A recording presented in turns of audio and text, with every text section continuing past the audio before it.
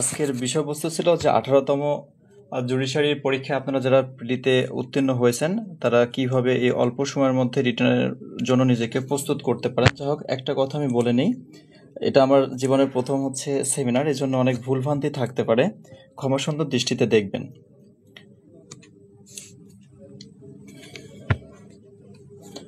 তো সিলেবাস বন্টন সম্পর্কে আর নতুনভাবে কিছু বলার নেই, আমি শুধুমাত্র এই অল্প সময়ের মধ্যে কিভাবে রিটেনে ভালো নম্বর উঠাতে পারেন সে বিষয় নিয়ে আলোচনা করব। তো কিছু কমন প্রশ্ন থাকে এবং সেই প্রশ্নগুলো উত্তর আমি আগে দিয়ে নিই। যে অনেকেই যারা প্রথমবার রিটেনে বসবেন তাদের মনে একটা সন্দেহ থাকে বা প্রশ্ন থাকে যে 1000 নম্বরের রিটেন পরীক্ষা দেবার মধ্যে কত নম্বর পেলে আমি মানে জুডিশিয়ারিতে ফাইনাল একবার কোয়ালিফাই করব। তো পাস মার্ক হচ্ছে 500-তে 50% পালে আপনি পাস করবেন, কিন্তু সুপারিশপ্রাপ্ত হওয়ার জন্য অ্যাটলিস্ট 580 নম্বর সাধারণত লাগে। তো এখন প্রশ্ন হতে পারে, তাহলে কি 580-র জন্য আমি প্রিপারেশন নেব, না আমার প্রিপারেশন কত নম্বর বেস নেওয়া উচিত? তো এক্ষেত্রে আমি বলবো যে 600 প্লাস পেলে আপনি সেফ জোনে থাকবেন, তবে চেষ্টা করবেন সবচেয়ে হাইস্ট নম্বর ওঠানোর। তো এক্ষেত্রে আপনারা যেহেতু লয়ের স্টুডেন্ট, ল বিষয়ে সবাই কম বেশি জানেন বা সবার জানাশোনা আছে, কিন্তু সবচেয়ে বেশি সমস্যা হয় জেনারেল বিষয়ের প্রিপারেশন নিয়ে, কারণ এখানে ল পড়তে গিয়ে জেনারেল বিষয়ে আমরা সাধারণত সময় দিতে পারি না। এই জন্য জেনারেল বিষয় অল্প পড়ে কিভাবে বেশি নম্বর ওঠানো যায় এটা নিয়ে কথা বলবো। তো প্রত্যেকটা সাবজেক্ট অনুযায়ী আমি আস্তে আস্তে আমার আলোচনাটা অগ্রসর হব। প্রথমে বাংলা বিষয় নিয়ে আমি কিছু কথা বলবো। তো বাংলা বিষয়ে কিভাবে পড়বেন, তো বাংলাতে আপনারা সবাই জানেন যে 100 মার্কের লিখিত পরীক্ষা হয়। এর মধ্যে 60 নম্বর থাকে শুধুমাত্র লিখিত অংশের জন্য, আর 40 নম্বর থাকে ব্যাকরণ এবং সাহিত্য অংশের জন্য। তো লিখিত যে 60 নম্বর থাকে এটা আপনার ফ্রি হ্যান্ড রাইটিং এর উপর সম্পূর্ণ নির্ভর করে। তো এই এই যে 60 নম্বর থাকে লিখিত অংশে, 60 নম্বরের মধ্যে কি কি থাকে? এই 60 নম্বরের মধ্যে সবচেয়ে বেশি নম্বর থাকে আপনার রচনায়। তো রচনাতে 20 নম্বর থাকে। এই 20 নম্বরের জন্য কতটুকু লিখবো, কিভাবে লিখবো, এই বিষয়গুলো নিয়ে একটু কথা বলবো। তো 20 নম্বরের জন্য সাধারণত আপনাকে 100 পেজ লিখতে আমি বলবো না, কারণ 100 পেজ লেখা সম্ভব না, যেহেতু অল্প সময় থাকে পরীক্ষার রুমে। সেজন্য আপনি 14 থেকে 15 পেজ বা এর চাইতে বেশি যদি লিখতে পারেন তাহলে ভালো। স্বাভাবিকভাবে এর চাইতে বেশি লেখা সম্ভব হয় না। তো ধরে নেন 14 থেকে 15 পেজ আপনি লিখবেন। আর কিভাবে লিখবেন? তো রচনাটা শুরু করবেন অবশ্যই কোনো একটা কোটেশন দিয়ে। তো কি কোটেশন দিবেন? সাধারণত টপিক কিছু সিলেক্ট করতে হয় রচনার জন্য। তো এই টপিক সিলেকশনের বিষয়টা যারা ফার্স্ট টাইমার আছেন তাদের জন্য অনেক কষ্টকর, যে কি টপিক সিলেক্ট করব কি করব না, এই বিষয়টা আমরা অনেকে জানি না। এই জন্য আমার লেখা একটা বই আছে। আপনারা যদি এই বইটা কারো যদি কেনার সামর্থ্য নাও থাকে, তো আমার ফেসবুক পোস্টে আমি এই বইটার বেশিরভাগ অংশে আলোচনা করে দিয়েছি, ওইখান থেকে আপনারা দেখে নেবেন। আমি টপিক কিছু সিলেক্ট করে দিয়েছি। ফাইনালি আপনাদের পরীক্ষার কিছুদিন আগে আমি আরও কিছু টপিক অ্যাড করে দেবো এখানে। তো ওই টপিকগুলো খাতায় লিখে ওই সংশ্লিষ্ট টপিকের কিছু তথ্য উপাত্ত সংগ্রহ করবেন। ওইখানে কিছু গ্রাফ থাকবে, চার্ট থাকবে, এগুলো শুধুমাত্র পড়ে যাবেন, তাহলে আপনার এই রচনাটাকে সমৃদ্ধ করতে পারবেন এবং সর্বাধিক নম্বর উঠাতে পারবেন। তাছাড়া বিসিএস বা জুডিশিয়ারি যে প্রিভিয়াস রচনাগুলো আছে এগুলো পড়ার প্রয়োজন নাই, কারণ এগুলো পড়লে রচনা এই বয়সে মুখস্থ থাকে না, বা মুখস্থ রেখে হুবহু সে ভাষায় লেখাটা অসম্ভব। সেজন্য এই টপিক সিলেক্ট করে সে অনুযায়ী পড়বেন, তাহলেই হয়ে যাবে আশা করি। তারপরে আসি ভাব সম্প্রসারণ। এখানে 10 নম্বর থাকে খুব সম্ভবত। এই 10 নম্বরের জন্য আপনাকে অনেক পড়ার দরকার নেই, শুধুমাত্র বিজিএস এর প্রিভিয়াস যে প্রশ্নগুলো আসছে আর কি লিখিততে ভাব সম্প্রসারণ বিষয়, ওগুলোই পড়বেন। আর বিসিএস এর যেগুলো আসছে সেগুলো পড়বেন। এই দুইটা ব্যতীত আরও কিছু ভাব সম্প্রসারণ আছে যেগুলো সাধারণত পরীক্ষা আসতে পারে। তো আমি এই কোথা থেকে প্রশ্ন হয় এই বিষয়টা নিয়ে অ্যানালাইসিস করতে গিয়ে দেখছিলাম যে বেশিরভাগ প্রশ্নগুলো হায়াত মাহমুদের বই থেকে আসে। তো হায়াত মাহমুদের বই থেকে এ পর্যন্ত সব ভাব সম্প্রসারণে চলে এসেছে, কিন্তু কয়েকটা ভাব সম্প্রসারণ আছে যেগুলো এখন পর্যন্ত আসেনি কোনো পরীক্ষায়। তো এগুলোই আমি আমার বইতে লিস্ট করে দিয়ে দিছি, সম্ভবত 8টা বা 10টার মতো ভাব সম্প্রসারণ, যেগুলো খুবই ইম্পর্টেন্ট কিন্তু এখন পর্যন্ত কোনো পরীক্ষায় আসেনি। তো এই কয়টা শুধুমাত্র একটু দেখে নেবেন, তাহলে হয়ে যাবে। ভাব সম্প্রসারণ লেখার সিস্টেম কি, অনেকে অনেক রকম কথা বলবে। তো এই সিস্টেমটা আমি আমার বইতে সুন্দরভাবে লিখে দিয়েছি পেজ সহকারে, যে এইভাবে খাতার প্রেজেন্ট করবেন। তাহলে হয়ে যাবে। আর নতুনভাবে কিছু লেখার দরকার নেই। সাধারণত রচনা বা ভাব সম্প্রসারণ এগুলো মুখস্থ থাকে না, শুধু প্যাটার্নগুলো একটু দেখে যাবেন পরীক্ষার আগে, তাহলেই হবে। তারপরে আসি সারাংশ সারমর্ম বিষয়। এখানে কিছু পড়ার দরকার নেই, কারণ এগুলো পড়লেও আপনি কমন পাবেন না সাধারণত। এজন্য এখানে সময় না দিয়ে শুধু বিসিএস এবং বিজেএস এ পর্যন্ত প্রিভিয়াস যে প্রশ্নগুলো আসছে এগুলো একবার দেখে যাবেন। তবু মুখস্থ করতে যাবেন না, মুখস্থ করে এগুলো মনে থাকবে না। এগুলো লেখার সময় একটু চেষ্টা করবেন যে কম্পাউন্ড সেন্টেন্সে লেখার এবং একটু সাহিত্যিক ঢঙে লেখার। তবে প্রশ্ন হতে পারে, ভাই সারাংশ বা সারমর্ম 10 মার্ক বা 5 মার্ক থেকে এইটুকুর জন্য কতটুকু লিখবো? নাম্বার 10 থাকুক বা 5 থাকুক বা 50 থাকুক, ওটা বিষয় না। বিষয়ের সারাংশ বা সারমর্ম লেখার নিয়ম হচ্ছে প্যাসেজে যতটুকু থাকবে তার 1/3 লিখবেন। 1/3 একটু মার্জিতভাবে লিখবেন, তাহলে সারাংশ সারমর্ম এই বিষয়টা কমপ্লিট হয়ে যাবে। তারপরে আসি প্রতিবেদন কিভাবে লিখবেন আর কি।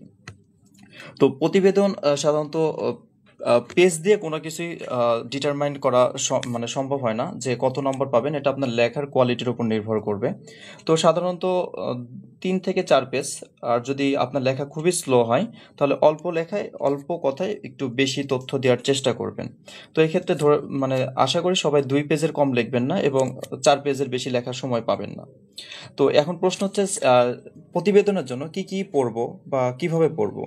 প্রতিবেদনের জন্য সাধারণত দেখা যায় যে সমসাময়িক কিছু টপিক থেকে প্রতিবেদন দিয়ে দেয়।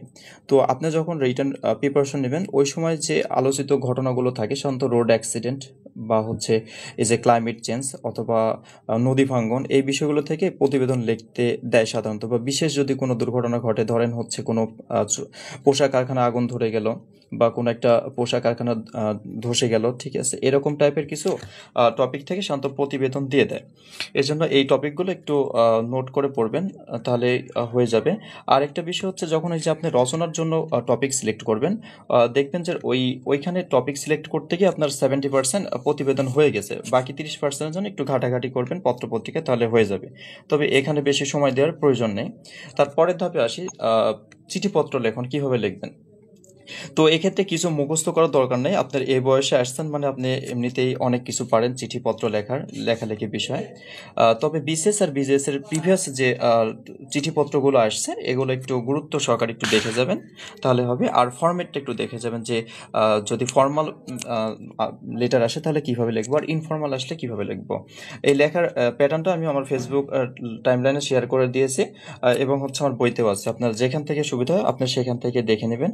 তারপরে আসি ট্রান্সলেশনে। ট্রান্সলেশনটা খুবই হচ্ছে কঠিন এবং নাম্বারও অল্প থাকে, এজন্য এখানে বেশি সময় দেওয়ার কোনো প্রয়োজনই নেই। শুধুমাত্র যদি মনে করেন যে আমাকে এখানে একটু ভালো নম্বর তুলতে হবে, এটাতে সম্ভবত 5 নম্বর আছে এবং আপনি যতই ভালো ট্রান্সলেশন করেন 5-এ 5 পাবেন না, সর্বোচ্চ 4 পাইতে পারেন। তো এক্ষেত্রে আমি বলবো যে এখানে বেশি সময় না দিয়ে এই সময়টা আপনি গ্রামার পার্টটাতে দিবেন, কারণ এখানে ম্যাথের মতো নম্বর থাকে। তো ট্রান্সলেশনের ক্ষেত্রে বলবো যারা খুবই সিরিয়াস, যে 1 মার্কও ছাড়তে রাজি নয়, তারাই শুধুমাত্র এডিটোরিয়াল পার্টটা যেটা থাকে, যে প্রথম আলো বা যুগান্তর বা দৈনিক ইত্তেফাক এই পত্রিকাগুলোর এগুলো প্রতিদিন ট্রান্সলেশন করতে গেলে আপনার অনেক সময় চলে যাবে। এক্ষেত্রে বলবো যে 2 দিন বা 3 দিন পর পর একটু 1 ঘন্টা সময় দিয়ে একটু ট্রান্সলেশন প্র্যাকটিস করবেন, তাহলে 2-3 নম্বর এমনিতেই পাবেন। আর 100-র মধ্যে 100 পাওয়ার প্রয়োজনও নয় বা কেউ পায়ও না। তারপরে আসি হচ্ছে, এখন যে কথাগুলো বলবো এগুলো খুবই গুরুত্বপূর্ণ, ব্যাকরণ পার্টটা। কারণ এখান থেকে হচ্ছে আপনার মার্ক থাকবে গণিতের মতো। যদি সঠিক হয় ফুল নম্বর, আর যদি ভুল হয় তাহলে 0। তো এখন হচ্ছে এই যে গ্রামারের পার্টটা কিন্তু অনেক বড়। সবগুলো পড়বো নাকি বেছে বেছে পড়বো? তো হচ্ছে এখানে শান্ত অনেকে বলে যে অ্যানালাইসিস করো, অ্যানালাইসিস করে পড়ো। কিন্তু এখানে অ্যানালাইসিস করলে আপনি ঠগেও যেতে পারেন, কিন্তু কারণ কিছু কিছু ক্ষেত্রে দেখা যায় যে শূন্যস্থান পূরণ, এটা জোর বিজোড় প্রতি বছরে আসে, মাঝে মধ্যে গ্যাপ দেয়। তো এগুলো হচ্ছে এই জন্য এখানে অ্যানালাইসিস করে আপনার কোনো কাজে দিবে না। কিন্তু কিছু কিছু টপিক আছে যেগুলো কমন, জোর বিজোড় প্রতি বছরে আসে বা 1 বছর বাদ দিয়ে পরের বছর আসে, এগুলো খুব গুরুত্ব দিয়ে পড়বেন। তার মধ্যে কিছু টপিক আমি বলে দিচ্ছি, আপনারা চাইলে লিখে নিতে পারেন। তো হচ্ছে বাগধারা, এখান থেকে প্রশ্ন প্রতি বছরই হয়। কোথায় থেকে পড়বেন এটা আমি পরে আসছি। বাগধারা এটা হচ্ছে প্রতি বছরই প্রশ্ন হয়। তারপরে এক কথায় প্রকাশ, এটাও মাঝে মধ্যে প্রশ্ন হয়, অনেকবারই হয়েছে এ পর্যন্ত। তারপরে বিপরীত শব্দ, সমর্থক শব্দ, এখান থেকেও প্রশ্ন হয়, প্রায় প্রতি বছরই হয়। তারপরে হচ্ছে বাক্য রূপান্তর, সরল থেকে জটিল, জটিল থেকে যৌগিক, এই প্রশ্নটা প্রায় থাকে প্রতি বছর। তারপরে বাক্য শুদ্ধিকরণ, এই প্রশ্নটা প্রতি বছর থাকে। এগুলো বেশিরভাগ ক্ষেত্রে দেখা যায় যে ডক্টর হায়াত মাহমুদ স্যারের যে বইটা আছে এই বইটা থেকে আসে। তো এই বইতে যতগুলো প্র্যাকটিস আছে সেগুলো সবগুলোই পড়বেন। এর পাশাপাশি বিসিএস এর দেখবেন পুরাতন বিসিএস এর যেগুলো হয়েছে, যেমন 10 থেকে 35 বিসিএস, এগুলোতে কিন্তু প্রচুর এগুলো দেওয়া আছে এবং ওইখান থেকে বেশিরভাগ প্রশ্ন করা হয়। তো এই জন্য বিসিএস এর প্রশ্নগুলো একটু ভালোভাবে পড়বেন, তাহলেই হবে। ভাই আমি ব্যস্ত খুবই, সরি। তো হচ্ছে যেটা বললাম, বিসিএস এর প্রিভিয়াস প্রশ্নগুলো খুবই ভালোভাবে পড়বেন। এটা ব্যতীত জুডিশিয়ারিতে এই পর্যন্ত যে প্রশ্নগুলো হয়েছে এগুলো গুরুত্ব সহকারে পড়বেন। এখন প্রশ্ন হতে পারে এগুলো কোথা থেকে পড়বো, বিসিএস এর বা বিজিএস এর প্রশ্নগুলো। বিসিএস এর প্রশ্নগুলো সাধারণত যে কোনো একটা বই থেকে পড়লে হয়, যেমন অ্যাসুরেন্স বা ওরাকল, যেটা আপনার কাছে ভালো মনে হয় সেটাই পড়বেন। আর বিজেএস এর জন্য বাজারে ভালো মানের কোনো বই নেই এখন পর্যন্ত, তবে হচ্ছে যে কোনো একটা বই পড়বেন। আমি এখানে কোনো অ্যাডভার্টাইজমেন্ট দিতে আসিনি কোনো বইয়ের বিষয়ে, এই জন্য বইয়ের নাম আমি বলবো না। আপনার যেটা ভালো লাগে আপনি সেই বইটাই পড়বেন, তাহলেই হবে। শূন্যস্থান পূরণ, এখান থেকে প্রতি বছর প্রশ্ন হয়। এগুলো দেখা গেছে যে বিসিএস এর প্রিভিয়াস যে প্রশ্নগুলো আসছে ওইখান থেকে হয়, এই জন্য বিসিএস এর প্রিভিয়াস প্রশ্নগুলো পড়ে নেবেন, তাহলে হয়ে যাবে। আরেকটা প্রশ্ন আসে যেগুলোতে মার্ক কম কিন্তু অনেক পড়া লাগে, যেমন ব্যাকরণ বিষয়ে সংক্ষিপ্ত প্রশ্ন, এখান থেকে 5 নম্বর থাকে। তো ওই 5 নম্বরের জন্য অনেক পড়ার দরকার নেই। এই 5 নম্বরের মধ্যে প্রকৃতি, প্রত্যয়, সন্ধি, সমাস থেকে অনেক সময় আলাদা প্রশ্ন আসে 5 নম্বরের। এই জন্য সমাজটা একটু ভালোভাবে পড়বেন 2-4টা বই থেকে। তবে হচ্ছে ওটা ব্যতীত সন্ধি, তারপরে প্রকৃতি, প্রত্যয়, এগুলো সাধারণত প্রতি বছর আসে না। এই জন্য এগুলো নবম দশম শ্রেণীর যে বোর্ড বইটা আছে ওই বইটা থেকে একটু ভালোভাবে পড়ে নেবেন, তাহলে এই 5 নম্বরের আপনার কমন হয়ে যাবে আশা করি। আর প্রকৃতি, প্রত্যয়, কারক, সন্ধি এগুলো নবম দশম শ্রেণীরটা পড়বেন, প্লাস সৌমিত্র শেখর স্যারের যে বইটা আছে ওইখান থেকে একটু দেখতে পারেন। বিশেষ করে সমাস, এগুলো খুব জটিল প্রশ্ন আসে জুডিশিয়ারিতে, অনেক সময় দেখা গেলো গুগল করে উত্তর খুঁজে পাওয়া যায় না। এই জন্য সমাস আর সন্ধি, কারক এগুলো একটু নিয়মগুলো একটু ভালোভাবে পড়বেন, তাহলেই আশা করি হয়ে যাবে। এখন আরেকটা অংশ থাকে, সেটা হচ্ছে সাহিত্য। সাহিত্যতে 10 নম্বর থাকে, কিন্তু 10 নম্বর কখনো 10টা প্রশ্ন কমন থাকে না। ধরে নেবেন যে আপনি 6 বা 7 নম্বর এখান থেকে সিকিউর করবেন, এই জন্য আপনাকে আহামরি কঠিন কিছু পড়া লাগবে না। এ পর্যন্ত পিলির জন্য যেগুলো পড়ছেন এগুলোই পড়বেন। এখন প্রশ্ন হচ্ছে ভাই, ওইখানে 21টা বা 20টা রাইটার নাম দিয়েছে, এগুলোই পড়বো না এর বাইরে পড়বো? আপনি পিলির প্রশ্ন দেখলেও দেখবেন যে হচ্ছে শান্ত সিলেবাসের বাইরে থেকেও প্রশ্ন 2-1টা থাকে।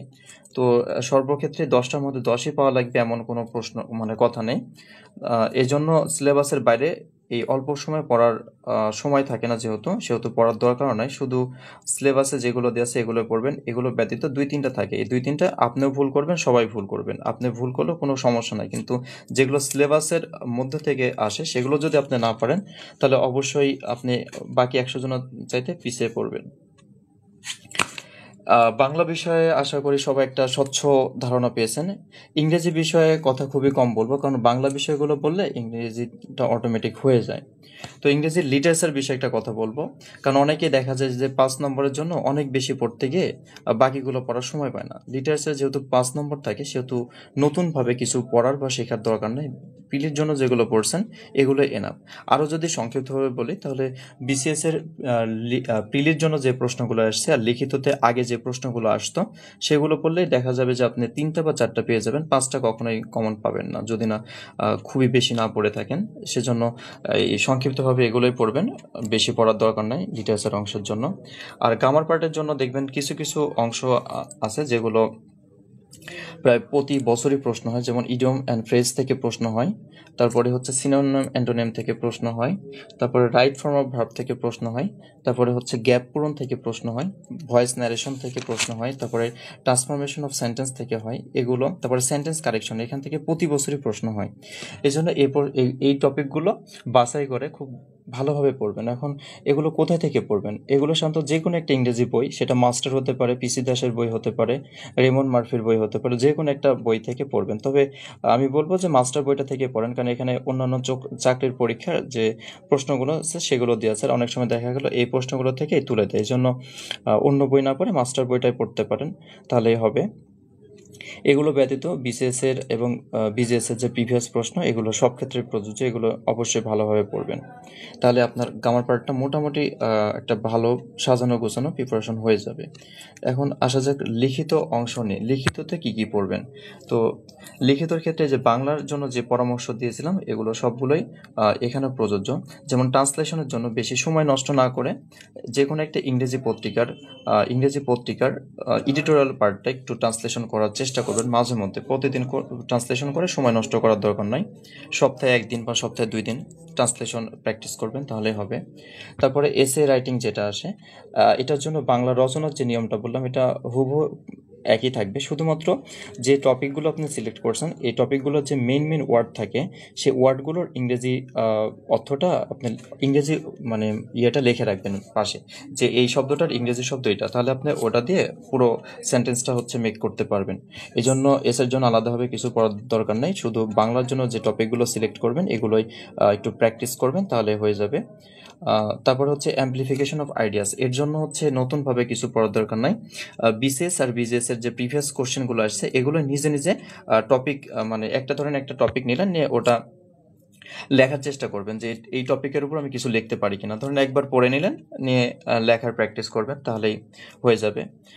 এগুলো ব্যতীত আর কিছু অংশ পড়বেন, যেমন ল রিলেটেড টার্ম দিয়ে যদি কোনো অ্যাম্প্লিফিকেশন থাকে তাহলে ওগুলো একটু ভালোভাবে পড়ে নেবেন। মাঝে মধ্যে দেখা যায় যে ল রিলেটেড থেকেই প্রশ্ন আসে, এমনি জেনারেল বিষয় থেকে অতটা আসে না। তাহলে আপনার এই অংশটা হয়ে গেল। সামারি রাইটিংয়ের জন্য নতুন কোনো কিছু পড়ার দরকার নয় বা কোনো বই পড়ারও দরকার নাই। এটা একটা সামারি, একটা প্যাসেজ দিয়ে দিবে, ওর সামারাইজ করে আপনি লিখে দিবেন। এটা সারাংশ সারমর্ম লেখার মতো কিছুটা, এর জন্য এর পিছনে বেশি সময় দেওয়ার দরকার নেই, বা সময় না দিলেও হবে, আপনি এমনিতেই ভালো নম্বর পাবেন।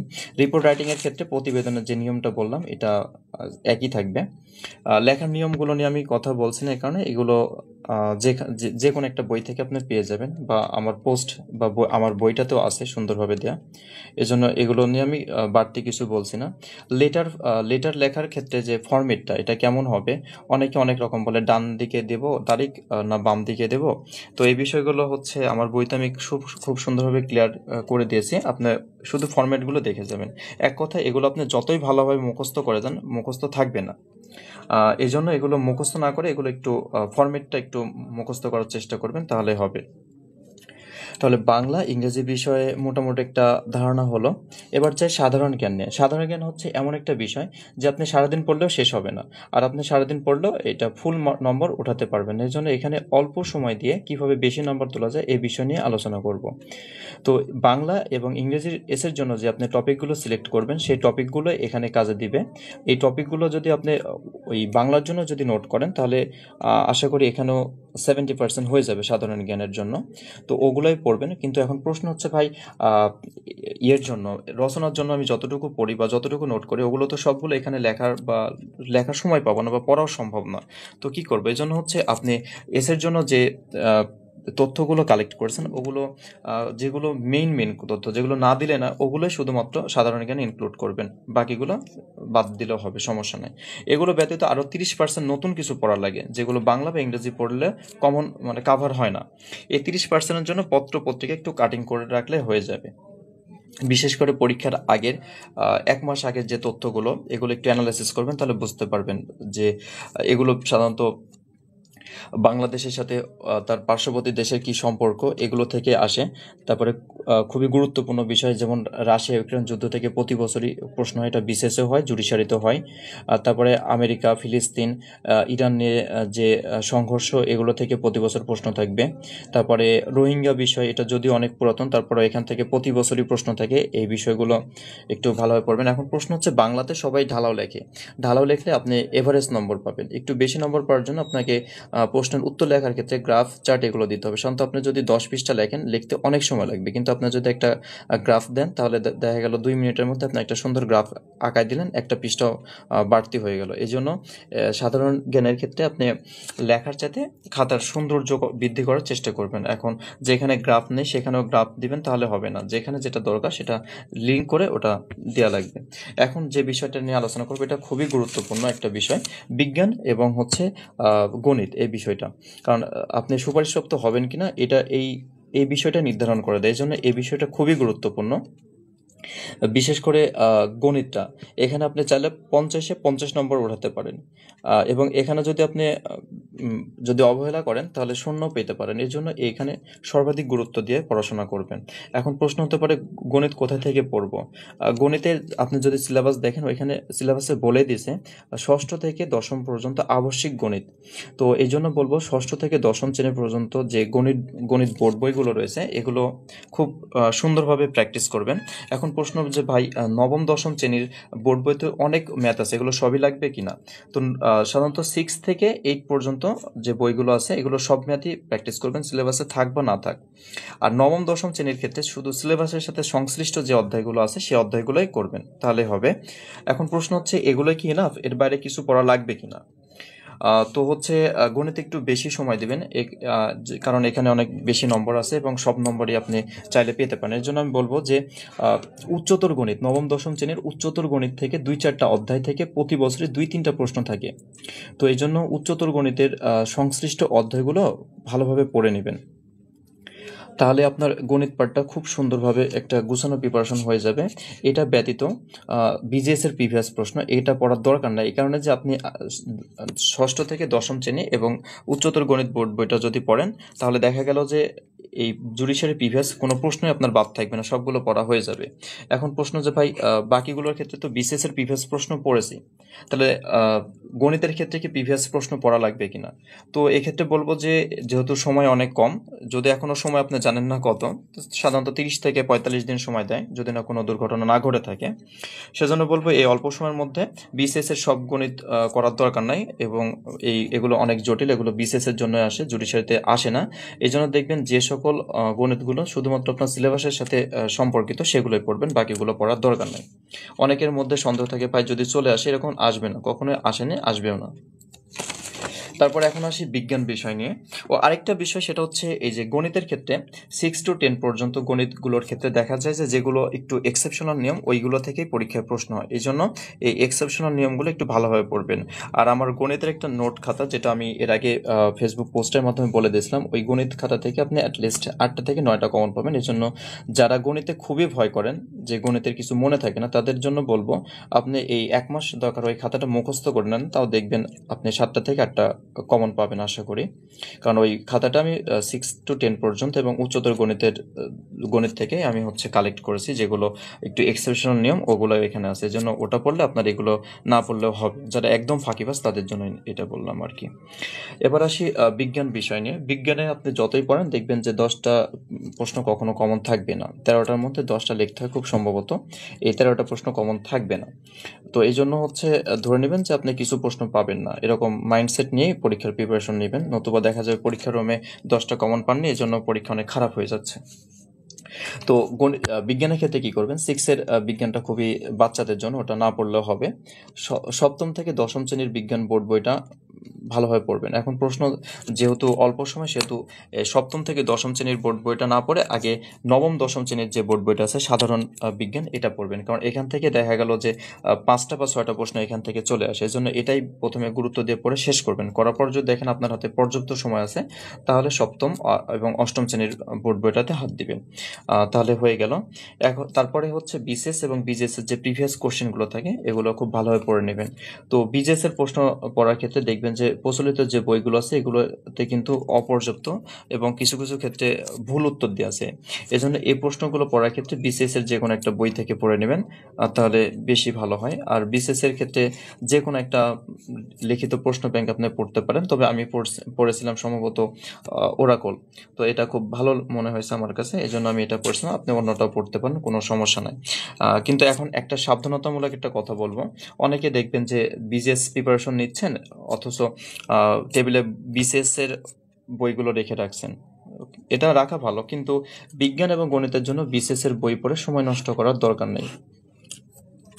এগুলো পড়ে আপনার সময় নষ্ট হবে, কোনো প্রশ্ন কমনও পাবেন না। দেখা গেল আমি আমার চেনা পরিচিত অনেককে দেখেছি যে বিজ্ঞানের বইয়ের নাম বলবো না আমি, কিছু কিছু বই আছে যেগুলো বিসিএস এর জন্যই, কিন্তু ওগুলো অনেক পড়েছে কিন্তু 5টা গণিত কারেক্ট করতে পারেনি। এই জন্য এই বইগুলো পড়ে সময় নষ্ট করবেন না, যেহেতু সময় অল্প সেহেতু সেই সময়টাকে ভালোভাবে ইউটিলাইজ করতে হবে। যেখানে সময় ইনভেস্ট করলে বেনিফিটেড হবেন সেখানে করতে হবে, অযথা সময় ইনভেস্ট করা যাবে না। তাহলে এই বিষয়গুলো হলো জেনারেল বিষয়গুলো নিয়ে, মোটামুটি যেগুলো বললাম এগুলোই ফলো করবেন, তাহলে আশা করি হয়ে যাবে। এখন ল বিষয় নিয়ে বেশি কথা বলবো না, কারণ আপনারা সবাই এই বিষয়ের উপর 4-5 বছর পড়াশোনা করেছেন। এখানে বিশেষ কিছু বলার দরকার নেই। তবে এখানে কিছু ট্রিক্স রয়েছে, এগুলো আমি একটু আলোচনা করে দেব। প্রথমে সংবিধান ও জেনারেল ক্লজেস অ্যাক্ট নিয়ে কথা বলবো। তো সংবিধান এবং জেনারেল ক্লজ অ্যাক্টের মধ্যে 2টা পার্ট থাকবে। সংবিধান থেকে 4টা প্রশ্ন লিখতে হবে, জেনারেল ক্লজেস অ্যাক্ট থেকে একটা লিখতে হবে। এখন প্রশ্ন হচ্ছে জেনারেল ক্লজেস অ্যাক্টের সাথে কিন্তু আইনের ব্যাখ্যা এই অংশটা জড়িত থাকে, তাহলে 2টায় পড়বো কিনা। অনেক সময় দেখা যায় যে কিছু কিছু বড় ভাই আপনাকে বলবে যে যে কোনো একটা পড়ে যাও, এটা করতে যাবেন না, তাহলে অনেক লসের সম্মুখীন হওয়া লাগতে পারে। লাগবে এটা বলবো না, কারণ ভাগ্য ভালো হলে আপনি বেনিফিটেড হতেও পারেন। তো এক্ষেত্রে কি করবেন, এক্ষেত্রে প্রতি বছর দেখা যায় যে একটা আসে আইন ব্যাখ্যা অংশ থেকে, একটা আসে জেনারেল ক্লজেস অ্যাক্ট থেকে, কিন্তু মাঝে মধ্যে দেখা যায় যে 2টা মানে মার্চ করে প্রশ্ন হয়, তখন আপনি বিপদে পড়বেন। এই জন্য সবচেয়ে ভালো হয় যে আপনি জেনারেল ক্লজেস একটা গুরুত্বপূর্ণ ধারা সহ যেগুলো গুরুত্বপূর্ণ নয় সেগুলো একবার রিডিং পড়ে রাখেন। আর আইন ব্যাখ্যার ক্ষেত্রে কিছু কিছু রুল রয়েছে যেগুলো না পড়লে নয়, যেমন গোল্ডেন রুল, মিসসিপ রুল, তারপর লিটারাল রুল, তারপরে অবজেক্টিভ যে পারপাস আছে আইন ব্যাখ্যার, এগুলো এই কয়েকটা টপিক পড়বেন, তাহলে হচ্ছে এখানে একটা প্রশ্ন আপনার কমন আসবেই আশা করি। তাহলে জেনারেল ক্লজ একটা হয়ে গেল। এবার সংবিধান এর ক্ষেত্রে কি করবেন। সাধারণত সংবিধানের ক্ষেত্রে 17তম জুডিশিয়ারির আগ পর্যন্ত যে সকল পরীক্ষাগুলো হয়েছে সেগুলোতে একটু জটিল টাইপের প্রশ্ন হয়েছে, কিন্তু 17তম জুডিশিয়ারি কোশ্চেন যদি দেখেন তাহলে আপনার কাছে মনে হবে এটা সংবিধানের কোনো পরীক্ষা না, এটা হচ্ছে যে সাধারণ জ্ঞানের কোনো একটা পরীক্ষা। তো এবার প্রশ্নটা কেমন হবে এটা আমি বলতে পারছি না। তো হচ্ছে ধরে নিলাম প্রশ্ন কঠিন হবে বরাবরের মতো। এজন্য হচ্ছে আপনি কি পড়বেন। তো সংবিধানের ক্ষেত্রে পিলির জন্য আপনি সবগুলোই পড়েছেন, কিন্তু রিটেনের জন্য সব যদি পড়তে যান সময় পাবেন না প্রথমত, দ্বিতীয়ত সময় যদিও পান কিন্তু পরীক্ষার রুমে কিছু মনে থাকবে না। তাহলে কি করবেন এখন। এর জন্য কিছু কিছু অধ্যায় আছে, যে অধ্যায়গুলো থেকে প্রতি বছরই প্রশ্ন হয়, এই অধ্যায়গুলো খুব ভালোভাবে পড়বেন। তো এখন হচ্ছে এই যে জেনারেল পার্টের ক্ষেত্রে আমি বললাম না যে কোন ধরনের বই কিনবেন, ঠিক আছে। বাজারে হয়তো বা 2-1টা বই থাকে, এইগুলোর মধ্যে থেকে একটা কিনতে হবে, খারাপের মধ্যে থেকে যেটা একটু কম খারাপ ওটা কিনতে হবে। আর লয়ের যে বিষয়গুলো আছে 600 মার্ক, এর জন্য অনেক বই আছে। যারা বাংলা দিবেন বাংলার একটা বই কিনে নেবেন, আর যারা ইংরেজিতে পরীক্ষা দিবেন তারা ইংরেজির 2-4টা বই ভালো ভালো আছে, এর মধ্যে থেকে যে কোনো একটা কিনে নেবেন। তবে কোনো বই কিন্তু সঠিকভাবে সম্পূর্ণ উত্তর দেওয়া নেই, অনেক বই দেখবেন অনেক ভুলভাল উত্তর দিয়ে রাখছে। এজন্য সাবধানতার সাথে নিজে নোট করে পড়বেন। এখন প্রশ্ন হচ্ছে সব প্রশ্ন কি নোট করব কিনা। সব প্রশ্ন নোট করতে আপনি পারবেন না, তো প্রিভিয়াস প্রশ্নগুলো বের করবেন, বের করে দেখবেন পার্ট 2, পার্ট 3, পার্ট 4 এবং পার্ট 6 মানে জুডিশিয়ারি বিষয়ে যে অধ্যায়টা রয়েছে, এই অধ্যায়গুলো থেকে প্রতি বছরই প্রশ্ন হয় এবং একটা অধ্যায় থেকে একাধিক প্রশ্ন হয়। তো এর জন্য হচ্ছে এই অধ্যায়গুলো থেকে যে প্রশ্নগুলো হয়েছে, ধরে নেন ওই প্রশ্নগুলো হুবহু কমন না আসলেও ওই প্রশ্নের উত্তর দিয়ে আপনি অন্য প্রশ্ন সলভ করতে পারবেন। এই জন্য এই প্রশ্নগুলোর উত্তর আপনি নিজের মতো করে সাজিয়ে গুছিয়ে লিখবেন। তো এই ক্ষেত্রে খুবই সহজ একটা সমাধান হলো এই প্রশ্নগুলো কালেক্ট করবেন এবং উত্তরগুলো দেখবেন। বেশিরভাগ ক্ষেত্রে সহজ ভাবনার সংবিধান এই বইতে খুব সুন্দরভাবে দেওয়া আছে, এই জন্য এই বইটা পড়লেই হবে। এর পাশাপাশি মিজানুর রহমানের যে একটা নীল কালারের বই আছে, এই বইটা হচ্ছে বাংলা বা ইংরেজি যেটাতেই দেন না কেন আপনার পরীক্ষা, এই বইটা অবশ্যই পড়বেন। এখানে গুরুত্বপূর্ণ কিছু কেস দেওয়া আছে। আমরা জানি যে সংবিধানের ক্ষেত্রে অনেক কেস পড়া লাগে, অন্যান্য আইনের ক্ষেত্রে কেস না পড়লে হয়, তবে সংবিধানের ক্ষেত্রে কিছু কেস না পড়লেই নয়। সে কেসগুলোর লিস্ট আমি এর আগে দিয়ে দিয়েছি, শুধুমাত্র সংশ্লিষ্ট কেসগুলোই পড়বেন তাহলে হবে। তো এই নোট করার ক্ষেত্রে যেটা বললাম, যে প্রশ্নটা আপনার কাছে মনে হয় যে এটা নোট করার প্রয়োজন না, এটা আমি এমনিতেই লিখতে পারবো সুন্দরভাবে, সেটা নোট করার প্রয়োজন না। কিন্তু আপনার কাছে যেটা মনে হয় যে এই প্রশ্নটা আমি নোট না করলে ভালো পড়তে পারবো না বা মানসম্মত উত্তর হচ্ছে না, সেই প্রশ্নটা আপনি একটু 2-4টা বই ঘেটে সুন্দরভাবে একটা নোট করবেন। তবে সব প্রশ্ন নোট করতে যাবেন না, অত সময় আপনার হাতে নেই। যেগুলো বইতে পাবেন সেগুলো বই থেকে পড়েন, যেগুলো বইতে নেই সেগুলো শুধুমাত্র নোট করেন। নোট করলে যে অনেক মার্ক পাবেন, বই পড়লে যে পাবেন না, বিষয়টা এমন নয়। নোট করা হয় সাধারণত, বইতে সাজানো গোছানো থাকে না, এজন্য সাজিয়ে গুছিয়ে দিয়ে আছে বা সাজিয়ে গুছিয়ে নেওয়ার জন্য নোট করা হয় সাধারণত। এই জন্য যেগুলো সাজানো আছে আগে থেকে সেগুলো পড়ার দরকার নেই। তবে অনেকেই দেখা যায় যে সংবিধানের প্রশ্নের উত্তর, সঠিক উত্তর না জানার কারণে সে ভুলভাল লেখে, অপ্রাসঙ্গিক কিছু লেখে পৃষ্ঠা বেশি করে আসে। এই কাজটা করতে যাবেন না। সব প্রশ্নের উত্তর স্মার্টলি দিবেন, যেটা পারবেন না সেটা স্কিপ করেন, কোনো সমস্যা নাই। কিন্তু ভুল লেখে যে খাতা কাটবেন, ওনার নেগেটিভ ইমপ্রেশন তৈরি করার দরকার নেই। তাহলে এই সংবিধান বিষয়টা হয়ে গেল। এখন আসি পারিবারিক আইন নিয়ে। এটা হচ্ছে গণিত এবং বিজ্ঞান, যে সাবজেক্টটা বললাম এটার মতো সমান গুরুত্ব বহন করে পারিবারিক আইনটা। এই জন্য এই অংশে আপনি চাইলে 100-র মধ্যে 90 মার্কও উঠাতে পারবেন। এজন্য এখানে বেশি গুরুত্ব দিবেন এবং কিভাবে পড়বেন। তো এটাতে সাধারণত তিনটা অংশ থাকে, একটা মুসলিম আইন, একটা স্ট্যাটুটরি ল, আর একটা হিন্দু আইন। তো হিন্দু আইনের কথা আগে বলি, কারণ এটা যেহেতু অল্প নম্বর থাকে, 20 নম্বর। তো হিন্দু আইনের ক্ষেত্রে সাধারণত যে কোনো একটা বই পড়লে হবে। বইয়ের লিস্ট আমি এর আগে দিয়ে দিছি, ওইখান থেকে যে কোনো একটা বই কিনে নেবেন। বই বেশি কেনার দরকার নেই, একটা বই কিনবেন, ওটা ভালোভাবে পড়বেন। যে প্রশ্নের উত্তর ওই বইতে নেই, এটা ওই প্রশ্নটার উত্তর অন্য কোনো বই থেকে লিখে ওই বইটাতে অ্যাড করে রাখবেন। তাহলে একটা বই পড়লে আপনার দেখা গেল 2-3টা বই আর ঘাটাঘাটি করা লাগছে না। হিন্দু লয়ের ক্ষেত্রে কি পড়বেন? হিন্দু লয়ের অনেক অধ্যায়, মাত্র 20 নম্বর। তো আগে যারা জুডিশিয়ারি দিয়েছে তারা ইনহেরিটেন্স না করলেও হতো, কিন্তু 2-4 বছর থেকে দেখা যাচ্ছে যে হিন্দু আইনের ইনহেরিটেন্স থেকে এক সেট প্রশ্ন থাকে। ক্ষেত্র বিশেষে দেখা যায় যে এক সেট ফুল থাকে না, কিছু 2-4টা প্রশ্ন বাইরে থেকে অন্য অধ্যায় থেকে দিয়ে দেয়। তাহলে এখন কি করা উচিত আপনাদের? তো আমি বলবো যে ইনহেরিটেন্স অধ্যায়টা খুব ভালো পড়বেন। এখন প্রশ্ন হচ্ছে স্বপিণ্ড থেকে প্রশ্ন আসে, এবং এই যে 53টা স্বপিণ্ড সম্ভবত, এতে সবগুলো মুখস্থ করবো কিনা। তো এদের সবগুলো মুখস্থ করার দরকার নাই, শুধু 1 থেকে 25 পর্যন্ত পড়বেন, তাহলেই হয়ে যাবে। আর যারা খুবই সিরিয়াস, যদিও এটা সবার জন্য প্রযোজ্য, কিন্তু যাদের মনে সন্দেহ বেশি কাজ করে যে যদি না আসে, এই যে যদি শব্দটা যাদের মনে থাকে, তারা হচ্ছে 32 পর্যন্ত একটু দেখবেন, তাহলে হবে। এর বেশি দেখার দরকার নাই, এগুলো আসে না সাধারণত। তাহলে 1 থেকে 32 পর্যন্ত যে শেয়ারগুলো আছে এগুলো পড়লে হয়। সাধারণত মেনলি আসে হচ্ছে 1 থেকে 12 পর্যন্ত আসে, তবে 25 পর্যন্ত সাধারণত দেখা যায় যে মাঝে মধ্যে 2-4টা প্রশ্ন দিয়ে দিছে শপিংটের 25 পর্যন্ত তালিকা। তাহলে হয়ে যাচ্ছে আর কি। আর যারা খুবই সিরিয়াস তারা 32 পর্যন্ত পড়বেন, তাহলে হয়ে যাবে। এর সাথে 2-1টা প্রশ্ন দেখবেন 5 মার্কের বা 4 মার্কের প্রশ্ন অন্য একটা অধ্যায় থেকে অ্যাড করে দিছে। এখন কোন অধ্যায় থেকে অ্যাড করবে এটা বলা যায় না, তবে আমি প্রশ্ন অ্যানালাইসিস করে দেখলাম বেশিরভাগ ক্ষেত্রে ইন্টারোগেটিভ চ্যাপ্টার থেকে অ্যাড করে দেয়। এজন্য ইন্টারোগেটিভ চ্যাপ্টারটা একটু পড়বেন, একবার জাস্ট রিডিং পড়ে কনসেপ্টটা ক্লিয়ার করে রেখে দিবেন, তাহলে হয়ে যাবে। আর ম্যারেজ অধ্যায়টা পড়বেন, তাহলে হিন্দু ল আশা করি 20 নম্বর হয়ে যাবে কমপ্লিট। এখন আসি মুসলিম লয়ের যে পার্টটা আছে, এর মধ্যে স্ট্যাটুটরি ল যে পার্টটা আছে এটা নিয়ে একটু কথা বলি প্রথমে। এখানে 3টা আইন থাকে। এই 3টা আইন আপনি পিলির জন্য পড়ছেন, কিন্তু রিটেনের জন্য একটু অল্প পড়বেন।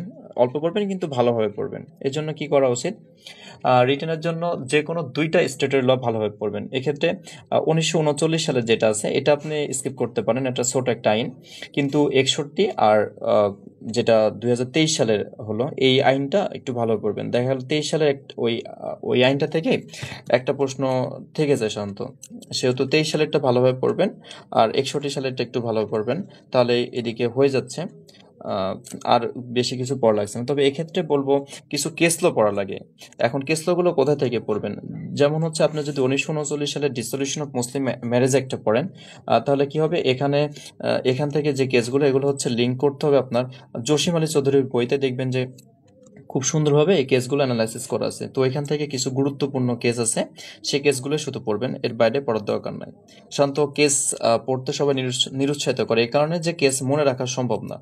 আর কেস যেটাতে প্রয়োজন সেটাতে দেবেন, যেটাতে প্রয়োজন না সেটাতে দিবেন না, এটা বলতেছে না, মনে থাকলে দেবেন, আর যদি মনে না থাকে তাহলে দেওয়ার দরকার নাই। নতুবা এটা করতে যাবেন না যে কেস আমি দেবো বলে কেস মুখস্থ করব, এটা করতে যাবেন না। কেস মুখস্থ আসতে বলে পরীক্ষায় দেবো, এটা করেন, সমস্যা নাই। কিন্তু পরীক্ষা দেওয়ার উদ্দেশ্যে কেস মুখস্থ করতে যাবেন না, কারণ এখন আপনার হাতে অতটা সময় নেই। এখন আসি মুসলিম লয়ের ইনহেরিটেন্স বা বাকি যে 3টা প্রশ্ন লিখতে হয় ওটা কিভাবে পড়বেন, কোথা থেকে পড়বেন।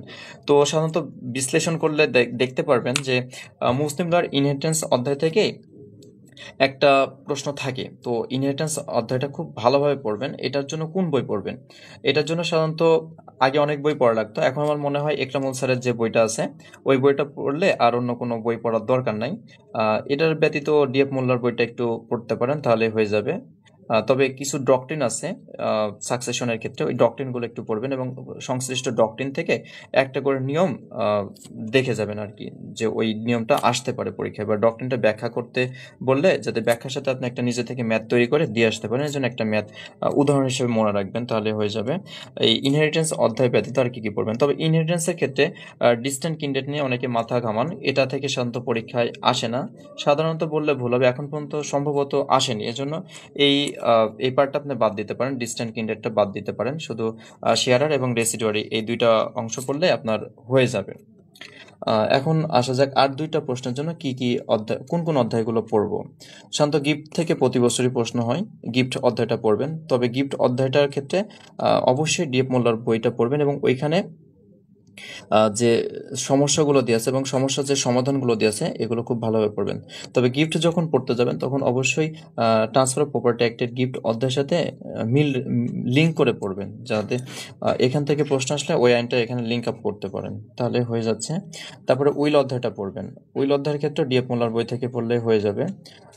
তারপরে হচ্ছে প্রিএমশনটা পড়বেন একটু ভালোভাবে, আর ওয়াকফ অর্ডিন্যান্স যেটা থাকে এটা পড়বেন, আর এটা ব্যতীত ম্যারেজ পড়বেন। তাহলে এই 5টা অধ্যায় যদি আপনি পড়েন তাহলে দেখা গেল যে আপনার এই 3টা প্রশ্ন হয়ে যাচ্ছে। এখন প্রশ্ন কি কি পড়বেন না, সাধারণত যে সেই অধ্যায়গুলো পড়বেন না যেগুলো কমন পাবেন, কমনের নিশ্চয়তা আছে কিন্তু মার্ক ওঠানোর নিশ্চয়তা নয়। যেমন ইন্ট্রোডাক্টরি চ্যাপ্টার, এখান থেকে প্রশ্ন আসবে কিন্তু আপনি ফুল নম্বর পাবেন না, অনেক বেশি পড়তে হবে, অনেক বেশি লিখতে হবে, কিন্তু নম্বর কম পাবেন। এই জন্য ইন্ট্রোডাক্টরি চ্যাপ্টার বাদ দিয়ে যেগুলো থেকে আপনার নম্বর একদম ম্যাথের মতো নম্বর আসবে সেই অধ্যায়গুলো শুধুমাত্র পড়বেন, এর বাইরে অন্যগুলো পড়ার দরকার নাই। তাহলে ছয়টা ছয়টা বিষয় নিয়ে আলোচনা করলাম। এখন আসা যাক তারপরে সিভিল ল এবং ক্রিমিনাল ল নিয়ে। প্রথমে সিভিল ল নিয়ে আলোচনা করি। সিভিল ল এর ক্ষেত্রে অনেক বাদ দেওয়ার অপশন থাকে, তো কোনটা বাদ দিবেন?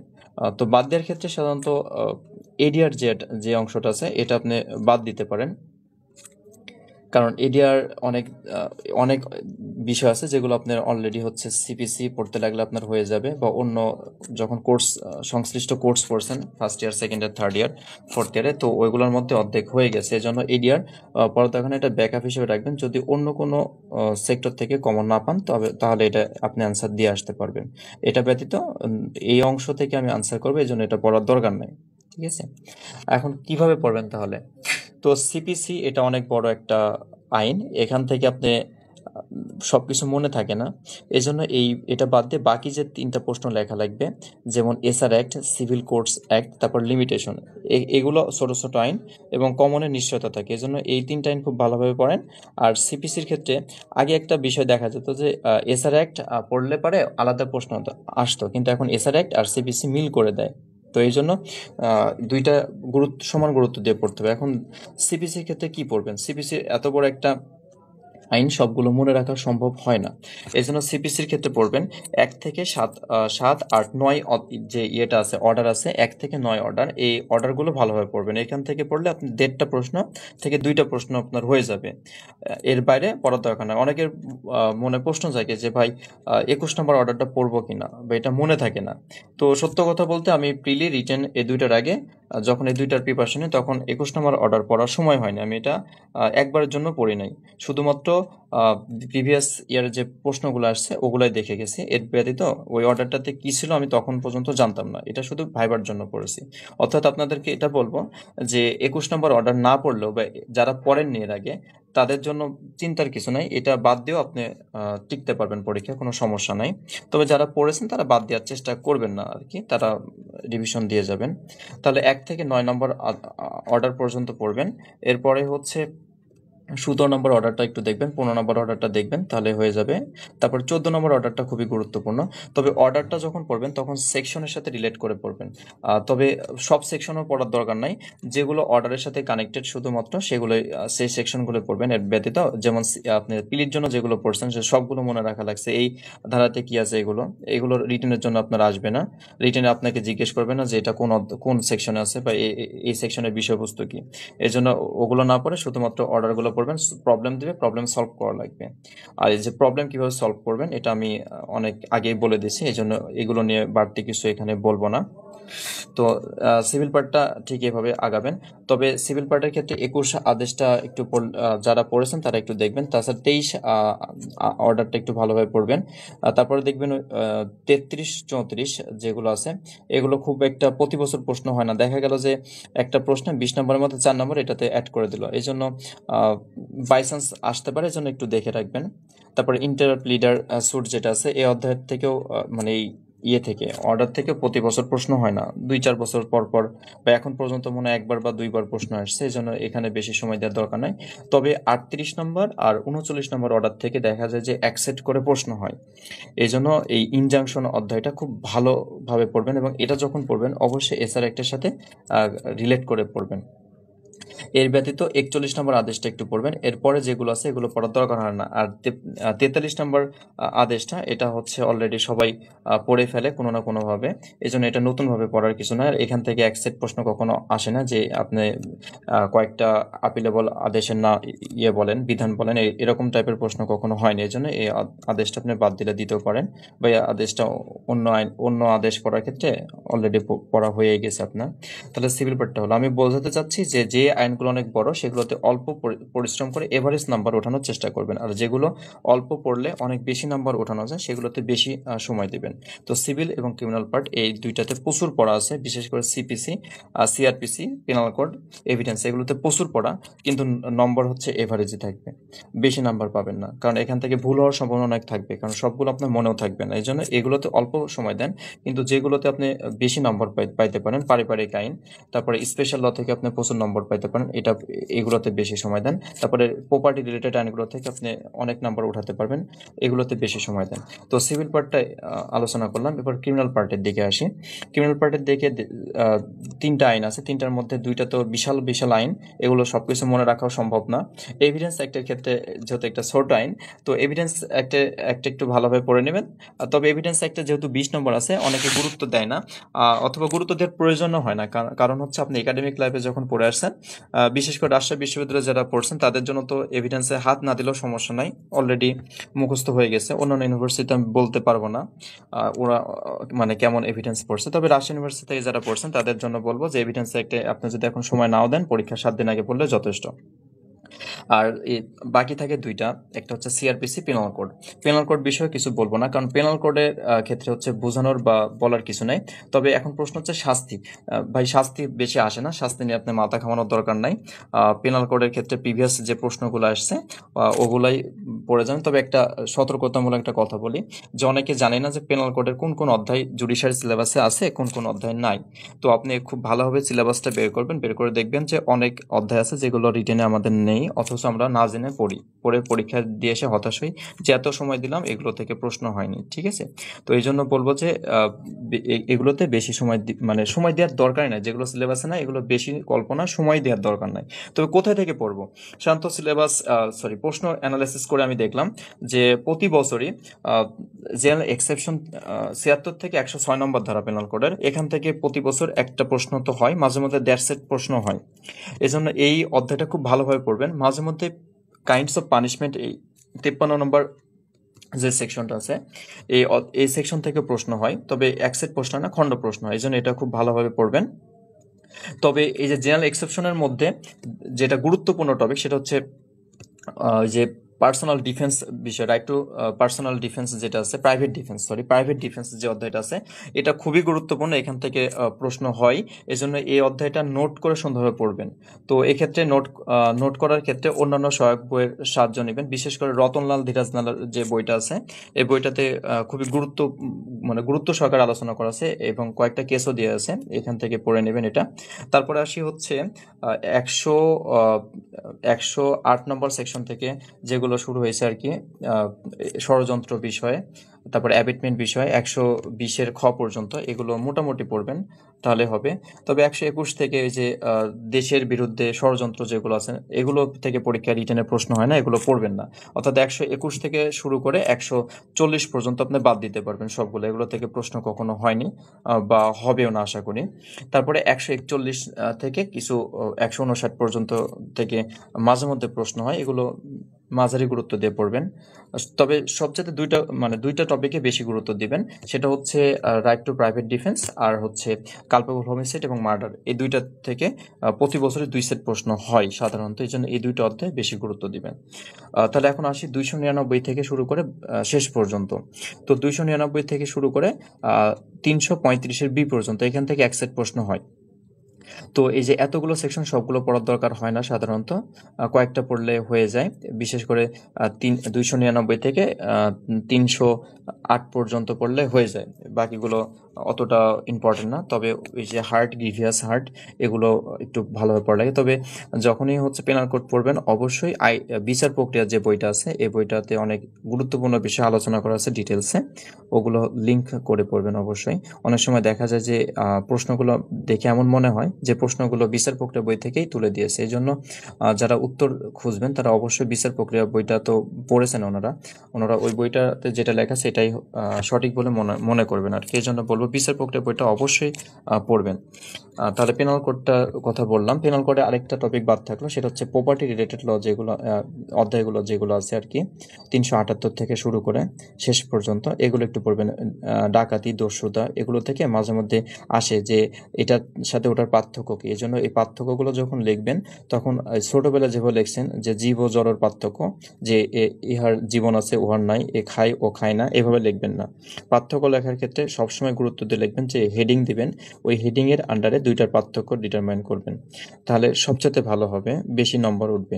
নতুবা আমি যেভাবে বললাম যে এটার জীবন আছে ওটার নাই, এভাবে লিখলে কিন্তু বেশি নম্বর পাবে না। শান্ত স্টুডেন্টরা এভাবে লেখে, এজন্য নাম্বার আসে না। দেখা গেলো বারবার রিটার্ন দিতে থাকে, ভাইভাও দেয়, কিন্তু ফাইনালি সুপারিশ পায় না। এই জন্য যেভাবে লিখলে বেশি নম্বর পাবেন সেভাবে লেখার চেষ্টা করবেন। তাহলে এই অংশটা হয়ে গেল পেনাল কোড। এবার আসি সিআরপিসি অনেক জটিল একটা আইন, সিপিসির তুলনায় সহজ যদিও। তো এটার ক্ষেত্রে কি করবেন, এটার ক্ষেত্রে সাধারণত সিআরপিসির হট টপিক হিসেবে ধরা হয় 154 সেকশন থেকে শুরু করে 205 ডি পর্যন্ত। এখান থেকে আপনি 1-1.5 সেট প্রশ্ন অবশ্যই পাবেন। এই জন্য এই সেকশনগুলো খুবই গুরুত্ব দিয়ে পড়বেন, এবং এখানে দেখবেন যে বিচার প্রক্রিয়াতে অনেক গুরুত্বপূর্ণ বিষয় আলোচনা করেছে, যেগুলো সেকশন আছে একরকম কিন্তু বিচার প্রক্রিয়া দিয়ে দিচ্ছে আরেক রকম। কিন্তু প্রশ্ন হচ্ছে যে প্রশ্ন যদি আসে কোনটাকে আমরা প্রায়োরিটি দিয়ে লিখবো, অবশ্যই বিচার প্রক্রিয়া সেকশনটা রেফার করবেন, করার পর আপনার নিজস্ব মতামতের ক্ষেত্রে বিচার প্রক্রিয়াটার রেফারেন্স দিবেন। বিশেষ করে স্পেশাল লয়ের ক্ষেত্রে একটা অপ্রাসঙ্গিক কথা বলি। স্পেশাল লয়ের ক্ষেত্রে গত বছর এরকম প্রশ্ন আসছে, যেটা সেকশনে আছে একরকম কিন্তু প্রিসিডেন্টে আছে আরেক রকম। এখন প্রশ্ন আসছে ওই বিষয়ে, এখন কি করবেন, সবাই ওই সেকশনটা লিখবে, লিখে হচ্ছে 0 পাবে। কারণ প্রশ্ন দেখলে বোঝা যায় এটা সেকশন থেকে আসেনি, প্রেসিডেন্টকে প্রায়োরিটি দিতে হবে, কারণ এটা নতুন প্রেসিডেন্ট, এখান থেকে প্রশ্নটা করছে, তখন অবশ্যই বিচার প্রক্রিয়া যে পড়বে না সে ওইখানে 0 নম্বর পাবে। যাই হোক, তাহলে ক্রিমিনাল পার্টটাও হয়ে গেল। ক্রিমিনাল পার্টটা পুরোপুরি শেষ করে নেই। 154 থেকে 205 ডি পড়বেন, পড়ে পরীক্ষার প্রশ্ন কমন পাবেন না, তখন এসে আমাকে বকাঝকা করবেন। এখানে বলে দিচ্ছি এখান থেকে শান্ত বেশি গুরুত্ব দিয়ে পড়বেন, বাকিগুলো যে পড়বেন না এমন না। যেমন হচ্ছে আপিল অধ্যায়টা খুব ভালোভাবে পড়বেন, তারপরে বেল অধ্যায়টা পড়বেন, তারপরে কিছু কিছু অধ্যায় আছে দেখবেন যে এখান থেকে প্রশ্ন 1 বার 2 বার হয়েছে, এই জন্য মনে সন্দেহ যোগায় যে আমি যদি বাদ দিই আমাদের বেলা যদি আসে।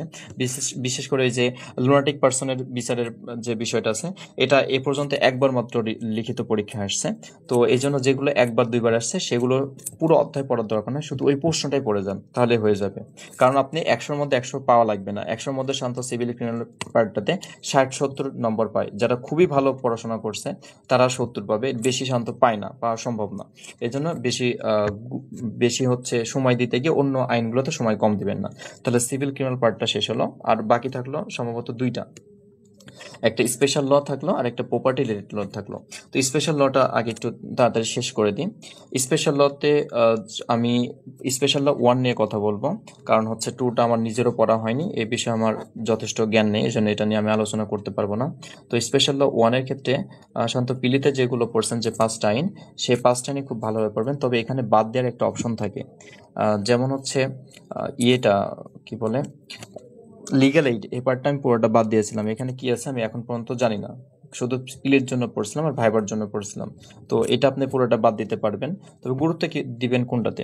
যেমন গুরুত্ব দেন হচ্ছে স্পেশাল পাওয়ার্স একটা যেটা আছে, এটাতে গুরুত্ব দেন এই কারণে যে এখান থেকে একটা প্রশ্ন আসবে এবং এখানে শাস্তির পরিমাণ খুবই কম। কম বলতে হচ্ছে শাস্তি কয়েকটা আছে মাত্র, এগুলো পড়লে হয়ে যায়, বেশি শাস্তি পড়ার দরকার নাই। এই জন্য এটা খুব ভালোভাবে পড়েন, তাহলে হয়ে যাচ্ছে। তারপরে নারী ও শিশু নির্যাতন দমন আইন, এখান থেকে প্রশ্ন আসবেই। এটা যখন পড়বেন অবশ্যই বিচার প্রক্রিয়া বইটা পড়বেন। তারপর শিশু আইন, এখানে অনেক বড় একটা আইন। এটা আপনি কিছু অংশ বাদ দিয়ে যান, কিছু অংশ পড়ে যান।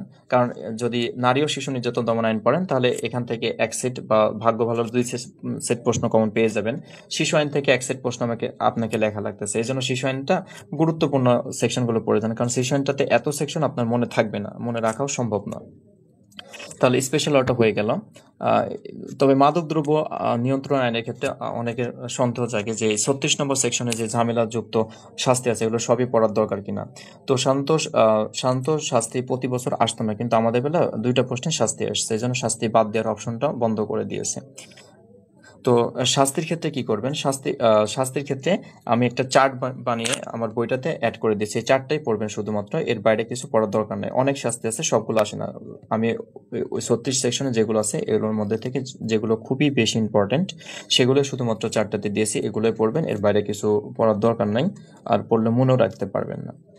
তাহলে আপনার স্পেশাল ল এই পার্টটা হয়ে গেল। আর এখন আসা যাক হচ্ছে বাকি থাকলো কোনটা, প্রপার্টি রিলেটেড ল। প্রপার্টি রিলেটেড ল এর মধ্যে সবচেয়ে গুরুত্ব দিয়ে পড়বেন ট্রান্সফার প্রপার্টি অ্যাক্ট। এখানে যে প্রশ্নগুলো হয় এগুলো প্রবলেমেটিক প্রশ্ন হয়, এবং এখানে আপনি যত নম্বর বরাদ্দ থাকবে সবগুলো উঠাতে পারবেন। এখানে ম্যাথের মতো নম্বর পাওয়ার একটা সুযোগ থাকে। তো টিপি অ্যাক্ট পড়ার ক্ষেত্রে কিভাবে পড়বেন? টিপি অ্যাক্ট পড়ার ক্ষেত্রে অবশ্যই জাভাওয়ালার একটা বই আছে নীল মলাটের, এই বইটা থেকে প্রবলেম তুলে দেয়, এই জন্য এই বইটা পড়বেন অবশ্যই।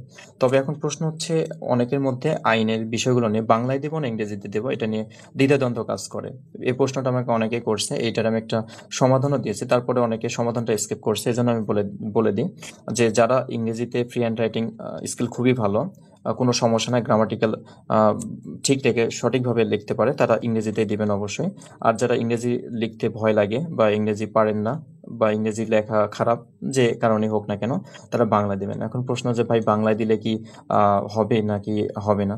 তো ভাষাটা হচ্ছে বিষয় না, বিষয় আপনার মনের ভাবটা সঠিকভাবে শুদ্ধভাবে প্রকাশ করতে পেরেছেন কিনা।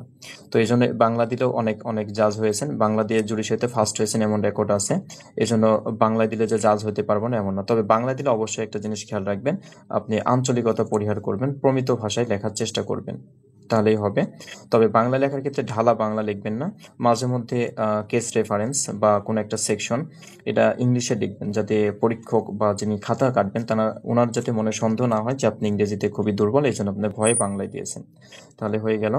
তো যা প্রপার্টি লেটারের ক্ষেত্রে যেটা বললাম আর কি, যারা বাংলায় দিবেন তারা হাওলাদারের বইটা, শুধু হাওলাদারের বইটা হচ্ছে বাংলা পরীক্ষার্থীর ক্ষেত্রে প্রযোজ্য এমন নয়, ইংলিশে যারা দিবেন তাদের ক্ষেত্রে হাওলাদার রহমানের বইটা খুবই গুরুত্বপূর্ণ একটা বই।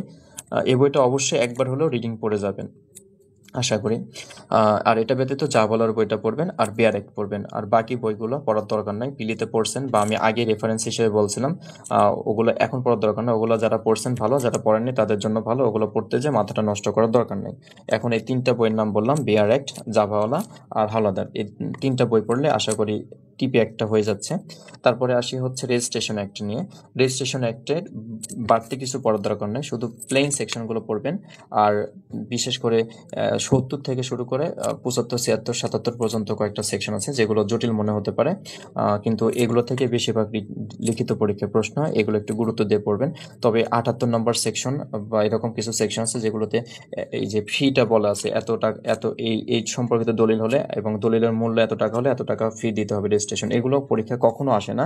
এগুলো মনে রাখতে গিয়ে পুরো আইনটা ভুলে যাওয়ার চেষ্টা করেন না, তাহলে লস লাগবে। এই জন্য বলবো যেগুলো পরীক্ষায় আসে না সেগুলোতে বেশি সময় দেওয়ার দরকার না, যেগুলো পরীক্ষা আসে সেগুলোই হচ্ছে পড়বেন ভালোভাবে। তাহলে রেজিস্ট্রেশন অ্যাক্ট নিয়ে মাথা ঘামানোর কোনো দরকার নাই, যেগুলো যেগুলো বললাম এগুলো সংক্ষিপ্তভাবে পড়বেন তাহলে হয়ে যাবে। তবে এখন আসা যাক হচ্ছে আপনার কন্ট্রাক্ট অ্যাক্ট নিয়ে। এটা আমি টোটালি বাদ দিয়েছিলাম রিটেনের জন্য, এটা আপনারা বাদ দিতে পারেন, কারণ এখানে প্রচুর সেকশন আছে এবং এটা না পড়লেও যেহেতু কোনো ক্ষতি হয় না, রেজিস্ট্রেশন, তবে এটা বাদ দিলে অবশ্যই রেজিস্ট্রেশন অ্যাক্টের একটা সেকশনও বাদ দিবেন না, সবগুলো গুরুত্ব দিয়ে পড়বেন। মানে একটা বাদ দিয়ে না বলে এই না যে 78 নম্বর সেকশনটা পড়বেন, যেগুলো ইম্পর্টেন্ট সেগুলো একটা বাদ দিবেন না। আর টিপি অ্যাক্টেরও প্রত্যেকটা সেকশন খুব ভালোভাবে পড়বেন, তাহলে কন্ট্রাক্ট অ্যাক্ট আপনি না পড়লেও সমস্যা নাই, কারণ এই দুইটা থেকে আপনি 3টা অ্যান্সার করতে পারবেন। তাহলে কন্ট্রাক্ট অ্যাক্টটা আপনি বাদ দিতে পারবেন। আর যারা খুবই মানে কি বলবো ভয় থাকে, যদি না আসে বা যদি কঠিন প্রশ্ন আসে, যদি আমি টিপি অ্যাক্ট না পারি তখন কি করব, তাদেরকে বলবো যে কন্ট্রাক্ট অ্যাক্টের হচ্ছে 56 নম্বর সেকশনটা পড়েন, তারপর 73 নম্বর সেকশনটা পড়েন, 1 থেকে 32 নম্বর সেকশনগুলো পড়েন, আর হচ্ছে এজেন্সিটা পড়েন, তাহলে হয়ে যাবে। মানে যারা খুবই সন্দেহহীন, মানে খুবই হচ্ছে সিদ্ধান্তহীনতা থাকে যে যদি না আসে ওইগুলো থেকে তাহলে আমি কি করব, তাদের জন্য কন্ট্রাক্ট অ্যাক্টের এই অধ্যায়গুলো সেকশনগুলো পড়বেন, এর ব্যতীত অন্য কিছু পড়ার কোনো প্রয়োজন নাই আপাতত। তারপর আসছে স্যাট আর ন্যাট অ্যাক্ট নিয়ে। ন্যাট অ্যাক্ট যেহেতু ছোট একটা আইন, সেহেতু এটাতে বাদ দিতে বা যাচাই বাছাই করার কোনো অপশন রাখবেন না, এখানে যতটুকু আছে সবগুলো পড়ে ফেলবেন, তাহলে হয়ে যাবে নেট অ্যাক্ট থেকে। আর স্যাট অ্যাক্ট থেকে হচ্ছে একটু বাছাই করবেন, কারণ স্যাট এবং নেট অ্যাক্ট থেকে দুইটা মিলে 3টা প্রশ্ন হয় এবং দুইটার উত্তর দিতে হয়। সাধারণত দেখা গেছে এই পর্যন্ত যে নেট অ্যাক্ট থেকে 1 সেট প্রশ্ন হয় আর স্যাট অ্যাক্ট থেকে 2 সেট প্রশ্ন হয়। মাঝে মধ্যে দেখা যায় যে নেট অ্যাক্ট থেকে একটা হয়, স্যাট অ্যাক্ট থেকে একটা হয়, আর একটা দুইটা মিক্স করে দেয়। তো ধরে নিলাম যে নেট অ্যাক্ট থেকে একটা দিবে, স্যাট অ্যাক্ট থেকে একটা দিবে, এই জন্য নেট অ্যাক্টের যে কটা অধ্যায় আছে, কয়েকটা সেকশন আছে মাত্র, এগুলো সবগুলো পড়বেন। আর স্যাট অ্যাক্টের ক্ষেত্রে আপনারা জানেন যে এই আইনটা করা ছিল অনেক আগে এবং তখন জমিদারি প্রথা বিদ্যমান ছিল, এই জন্য ওই আইনটার এই স্যাট অ্যাক্টের কিছু কিছু সেকশন কিন্তু এখন আর মানে কাজে দেয় না, এখন এটা অবৈধ হয়ে গেছে। অবৈধ বললে ভুল হবে, এটা ইনঅপারেটিভ হয়ে গেছে, এটার মানে ফাংশন নেই, অথচ এটা কিন্তু আমাদের আইনে আছে। এই জন্য আপনি 21 নম্বর সেকশন থেকে শুরু করে 75 নম্বর সেকশন পর্যন্ত টোটালি বাদ দিয়ে দিবেন, এগুলোর কার্যকারিতা নাই, এখান থেকে প্রশ্ন আসবেও না। পড়বেন কোনগুলো? বেশিরভাগ ক্ষেত্রে স্যাট অ্যাক্টের কিছু কিছু সেকশন, যেমন 96 সেকশন থেকে প্রশ্ন হয়, তারপরে ওই যে অ্যালুভিয়ান ডেলুভিয়ান থেকে হয়, তারপরে অ্যাবঅরিজিনাল যেগুলো আছে ওদের মানে সম্পত্তি হস্তান্তরের ক্ষেত্রে কী কী নিয়ম প্রযোজ্য হয় এগুলো একটু পড়বেন। তারপরে আপিল রিভিউ রিভিশনের বিধানটা একটু পড়বেন। তারপরে যে ট্রাইব্যুনাল যেটা আছে, ট্রাইব্যুনাল থেকে প্রশ্ন হয়, ট্রাইব্যুনালটা একটু গুরুত্ব দিয়ে পড়বেন। তারপরে হচ্ছে খতিয়ান কি, খতিয়ান কত, এক কথায় স্যাট অ্যাক্ট থেকে কিন্তু যে প্রশ্নগুলো হয় এগুলো প্লেন, বিআর অ্যাক্ট পড়লে সাধারণত কমন নাও পড়তে পারে, বিস্তারিত কিছু জানার প্রয়োজন হতে পারে, যেমন স্যাট অ্যাক্ট কি, স্যাট অ্যাক্টের খতিয়ান কি, তারপরে খতিয়ানের হচ্ছে এভিডেন্সিয়ারি ভ্যালু, এগুলো এগুলো হচ্ছে সাধারণত ইয়েতে থাকে না, অ্যাক্টে থাকে না, এগুলো বাইরে থেকে কোনো একটা সহায়ক বই থেকে পড়ে নোট করে রাখবেন, তাহলে আশা করি হয়ে যাবে। এক কথায় স্যাট অ্যাক্টের ক্ষেত্রে যদি বলি, তাহলে 81 নম্বর সেকশন থেকে শুরু করে শেষ পর্যন্ত পড়বেন। এর আগে যেগুলো আছে এগুলো আপনি না পড়লেও কোনো সমস্যা নেই আপাতত। আশা করি মোটামুটি একটা গাইডলাইন দিতে পারছি। তো যেহেতু আপনাদের সামনে রিটেন লিখিত পরীক্ষা, আর আমি হচ্ছে এই যে আজকে যে সেশনটা নিয়েছি, এটার মূল উদ্দেশ্য ছিল অনেকে এই সময় হচ্ছে বিভিন্ন কোচিংয়ের সাথে সংযুক্ত হতে যাবেন, হতে যেয়ে আপনার সময় নষ্ট হবে, কিন্তু আপনি বিশেষভাবে উপকৃত হবেন এমনটা না। কোচিংয়ে শুধু তো আপনার থেকে টাকাই নেবে, কিছু করতে পারবে না, কিছু বলবে না, এই যে আমি যেগুলো বললাম এগুলোই বলবে। এই জন্য আমি কোচিংকে বা প্রাইভেটকে খুবই নিরুৎসাহিত করি, এই জন্য করি যে আপনি কোচিং করতেছেন কিন্তু আপনার যে ফ্রেন্ডের কোচিং করার সামর্থ্য নেই, সে ভাবতেছে সে মনে হয় অনেক আগাই গেল, কিন্তু যে কোচিং করছে বা যে কোচিং করছে না, এই আগানো পেছানোর বিষয়টা কোচিং এর উপর নির্ভর করে না, আপনার সম্পূর্ণ নিজের উপর নির্ভর করে। এজন্য বলবো যে কোচিং বা প্রাইভেটে যে অযথা মূল্যবান সময় নষ্ট না করে বিআর অ্যাক্ট বেস পড়াশোনা করেন, আমি যেভাবে গাইডলাইন দিলাম এগুলো ফলো করতে থাকেন। আর এই সকল বিষয় আমি 2-4 দিনের মধ্যে একটা পূর্ণাঙ্গ বিস্তারিত হচ্ছে পোস্ট লিখে দেবো যে কোন কোন টপিক পড়বেন, কোন কোন টপিক পড়বেন না। দয়া করে সবাই সেই ইয়েটা একটু পড়ে নেবেন, তাহলে আশা করি আপনার প্রিপারেশনটা খুব ভালোভাবে হয়ে যাবে। তো সবাই সময় এবং ধৈর্য নিয়ে আমার কথাগুলো শোনার জন্য অসংখ্য ধন্যবাদ। সবার শুভকামনা করে আজকের সেশনটা শেষ করছি। সবাইকে নমস্কার।